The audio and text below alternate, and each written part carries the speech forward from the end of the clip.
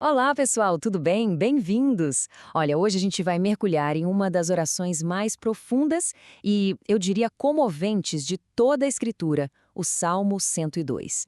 É uma verdadeira jornada que nos leva do fundo do poço, do sofrimento, até o topo da esperança. Uma esperança que se firma naquilo que não muda, o próprio Deus. Sabe, o salmo já começa de um jeito que quase tira o nosso fôlego. Não tem rodeio, não tem introdução. É um apelo direto, cru, desesperado. A expressão "não escondas de mim o teu rosto" era para um israelita o pior medo que existia. Significava a ausência do favor de Deus. Dá para sentir que o salmista está no limite. E olha que interessante, o próprio título original, em hebraico, já nos dá a chave para entender tudo. Esse salmo foi feito para ser uma espécie de oração modelo, um guia para qualquer pessoa que se sinta esmagada pela aflição, mostrando como se pode derramar a alma sem filtros diante de Deus. Então vamos lá. A primeira parte do salmo mergulha a gente de cabeça na dor do salmista. O cenário mais provável aqui é o do exílio na Babilônia, ou talvez logo depois, com a cidade de Jerusalém toda em ruínas. É um momento em que a dor pessoal se mistura com a dor de uma nação inteira. E a primeira camada desse sofrimento é física, é visceral. O salmista usa duas imagens muito fortes: a vida dele se esvaindo, desaparecendo como fumaça, e uma dor interna constante, como se os ossos estivessem queimando em febre. É uma imagem de deterioração completa. E essa dor física, claro, tem um reflexo direto na alma. O coração, que para eles era o centro de tudo, da vontade, das emoções, está ferido e seco como a erva. A angústia é tão pesada que ele perde até a vontade de viver, algo simbolizado por ele se esquecer de comer. É um retrato muito fiel de uma depressão profunda. Gente, e aqui a poesia do Salmo alcança um nível, nossa, extraordinário. Ele usa a imagem de três aves solitárias em lugares completamente desolados. O pelicano, perdido no deserto, fora do seu ambiente, a coruja, uma ave noturna, em meio a ruínas, e o pardal, que vive sempre em bando, agora está sozinho no telhado. O sofrimento realmente nos isola. E aí vem o ponto-chave. O salmista não culpa o acaso, nem só os inimigos. Ele reconhece a mão soberana de Deus por trás de tudo, mesmo que seja uma mão de disciplina. A expressão "tu me levantaste e me arrojaste longe" é de uma honestidade brutal. Ele entende que, no fim das contas, Deus está no controle até da sua aflição. E agora, se preparem porque a gente vai ver uma das viradas teológicas mais espetaculares de todo o livro de Salmos. O foco muda de uma forma drástica do eu que sofre para o tu, o Deus que reina para sempre. É exatamente aqui que a esperança começa a nascer do meio das cinzas. A mudança de perspectiva é nítida. De um lado, a vida humana, frágil, passageira, como uma sombra que some no fim do dia. Do outro, o trono de Deus, eterno, firme, imutável. É nesse contraste que a fé encontra o seu chão. A solução para o problema passageiro do ser humano está no Deus que é eterno. E essa confiança de que Deus vai agir vem do caráter dele. Tem uma palavra em hebraico aqui que é fantástica, raham, significa compaixão. Mas o interessante é que a raiz dessa palavra está ligada à palavra para útero, ou seja, é uma compaixão protetora terna, quase materna. É essa a natureza do Deus a quem ele está clamando. Então, veja bem, essa esperança não é algo vago, um talvez. Ela está ligada ao moed, que em hebraico significa um tempo determinado, um tempo marcado. Isso quer dizer que a restauração de Sião e do seu povo não é um acaso, mas um evento agendado na soberania de Deus. Ele tem um plano e tem um tempo certo para tudo.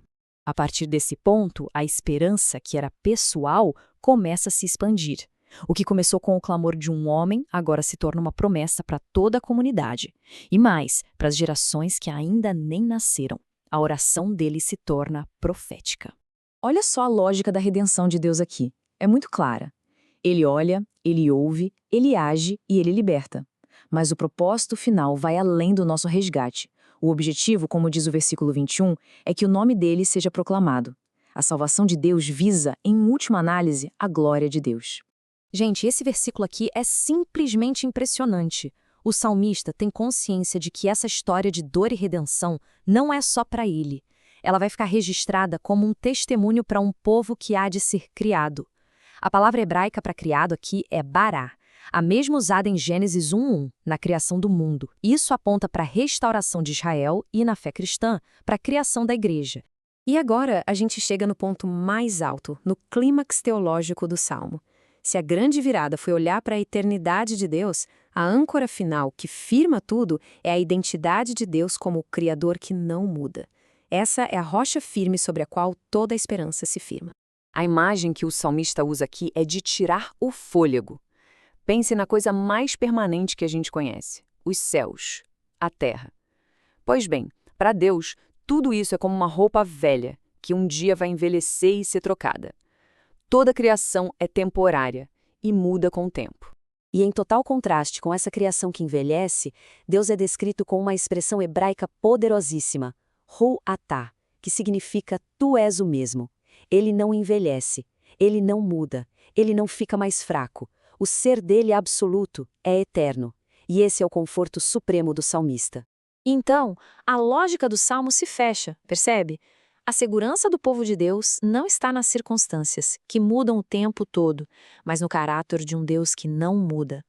E porque ele não muda, as suas promessas são uma garantia absoluta. A esperança no futuro está segura. Mas para a fé cristã, a história desse salmo vai ainda mais fundo. O Novo Testamento pega essa oração tão poderosa e a ilumina de um jeito que o salmista original talvez nem pudesse imaginar, revelando seu cumprimento final e supremo na pessoa de Jesus Cristo. E isso levanta uma pergunta fundamental, né? Toda essa descrição magnífica do Criador eterno, que não muda, o Novo Testamento atribui essas palavras a quem? A resposta para isso é o grande clímax de toda essa nossa jornada pelo Salmo. A resposta está na carta aos Hebreus. No primeiro capítulo, o autor pega esses versos do Salmo 102, que no original são dirigidos a IHW, o Deus Criador de Israel, e os aplica diretamente a Jesus Cristo. A conclusão é profunda e inegável. Jesus é o Criador eterno e imutável. Ele é o próprio Deus a quem o salmista clamou.